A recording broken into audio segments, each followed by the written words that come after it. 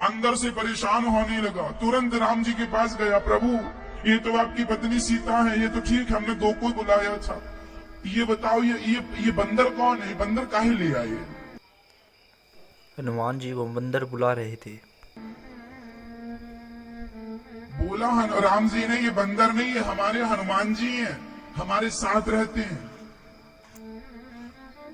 अच्छा चलो ठीक है, ये कौन है? ये हमारे भाई लक्ष्मण है। उसने कहा, राम जी भगवान, हमने तुमको बुलाया ही नहीं था। राम जी बोले, पिछली बार तुमने रोटी बनाई और हमने जब सबको जाकर बताया कि तुम्हारी रोटी और भरता बहुत अच्छा था, तो इन लोगों के भी जीव में पानी आ गया। बाकी तो सब समझ गए, पर ये दो नहीं माने कि हम भी खाएंगे। अब उसने कहा, वो आए हो तो बैठो। क्या फिर उसने सभी को भोजन खिलाया गुरुजी? अब उसने पत्तल लगाई 4, और इस बार उसने राम जी और सीता जी को तो 2-2 रोटी रखी, पर हनुमान जी और लक्ष्मण जी को 1-1 रोटी रखी। ऐसा क्यों किया गुरुजी उसने? भरते के साथ खूब रोटियां खिलाई। हनुमान जी खा रहे हैं, हनुमान जी कह रहे हैं, बहुत बढ़िया रोटी है भगवान, एक और दो, एक और दो। लक्ष्मण जी भी बोले, एक और दो। माता सीता ने भी कहा, एक और दो। अब की बार सब खा गए, इसके लिए बस एक ही बची। फिर इसने भगवान को विदा किया, अब जाओ प्रभु, और फिर इसने 1 रोटी खाई भरते के साथ। फिर उदास घर आया। तीसरी एकादशी आई, गुरुजी इस बार कम से कम 20 किलो आटा चाहिए। क्यों? 20 किलो आटे की रोटियां तू खा जाएगा भगवान? उसने कहा, मैं थोड़ी खाता हूं, मैं तो एक ही खाता हूं, तुम्हारे भगवान सब खा जाते हैं। तुम्हारे भगवान 1 को बुलाओ, 2 भगवान आते हैं, 2 को बुलाओ। पिछली बार 4 भगवान आए थे। अच्छा, गुरुजी को लगा ये क्या कह रहा है। अब गुरुजी भी इस बार 20 किलो आटा देते हैं, ये सिर पे रख के चला, आलू भी बढ़ा के दिए। गुरुजी को लगा इस बार मैं चल के देखूं कि क्या करता है। इस बार ये गया और सरयू के किनारे 20 किलो आटा रखा और भरता का सामान रखा, और इसको लगा कि इस बार क्या करूं कि पहले ही भगवान को बुला लूं, देखो कितने आते हैं।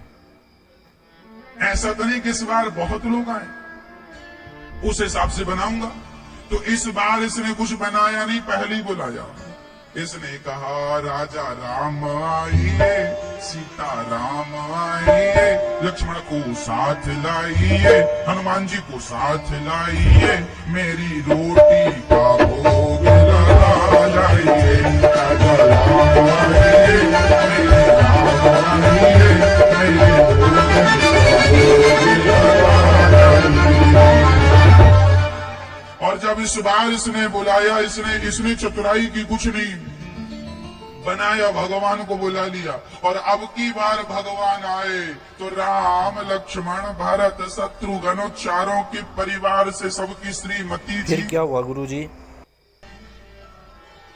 4 दुनिया 8 वो, और तो और हनुमान जी 8 और 1 9। अब ये दंग रह गया, हे भगवान इस बार मैं बना लिया होता तो एक भी मुझे ना मिलती, जो हर बार एक मिलती थी। भगवान आए, भगवान बोले, हाँ परोसो रोटी।